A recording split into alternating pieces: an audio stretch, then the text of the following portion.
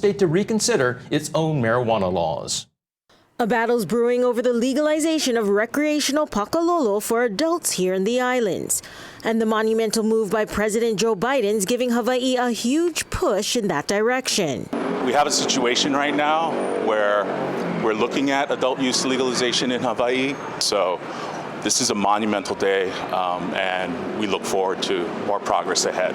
Reaction today to President Joe Biden's announcement to pardon thousands of people convicted for marijuana possessions mixed. Some say the move's long overdue, while others fear that could endanger society. Here in Hawaii, it costs about $73,000 or more per year to incarcerate a single individual. I think that it's insane for us to continue to spend our tax dollars to put people in prison for this. Jeff Nash, the head of the state's largest drug treatment center, is for decriminalizing the drug, but he stopped short of supporting full legalization. I just don't want to send a message that it's okay for people to smoke marijuana. Nikos Leverance, head of the Drug Policy Forum of Hawaii, is lobbying for the state to treat substance use and addiction as a health problem and not a criminal offense. Cannabis is actually, by every metric, safer than alcohol. It doesn't produce the levels of injury, illness, and death that alcohol causes, that tobacco causes. But the Coalition for a Drug-Free Hawaii says decriminalization already sends the wrong message to our keiki.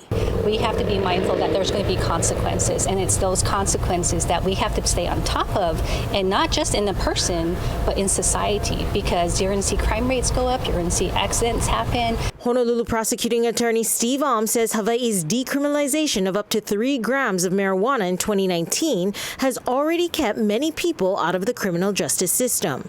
Alm says he's willing to work with Governor David Ige to determine whether or not pardoning people would impact public safety. Hawaii was among the first states to legalize medical marijuana in 2000. Kristen Concilio, KITV4, Island News.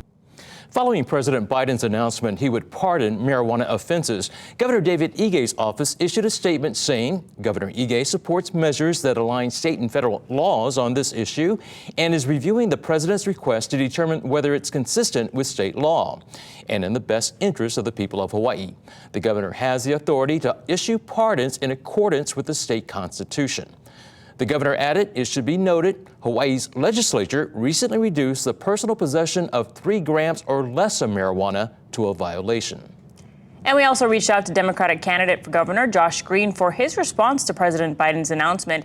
Green provided this statement saying, I agree with President Biden that no one should be in jail just for using or possessing marijuana. If I am elected governor, my attorney general and director of public safety will work with law enforcement to conduct a review of simple marijuana possession cases to determine on a case-by-case basis the safest and most appropriate outcome for those incarcerated in Hawaii for misdemeanor possession of marijuana. We also reached out to the Republican candidate for Governor Duke Guyona for a comment. He sent us a statement saying President Biden's proclamation to pardon thousands of Americans convicted of simple possession of marijuana under federal law fulfills a political promise he made to those who voted for him in 2020. As a former deputy prosecutor and state judge, I am committed to the rule of law. I am also aware of the governor's authority to pardon criminal offenses. It is my position that as governor, any application by a person seeking a pardon of a criminal conviction will be evaluated on a case-by-case basis and not by a blanket decision. Based on a particular offense, pardons of criminal offenses cannot be based on a political promise.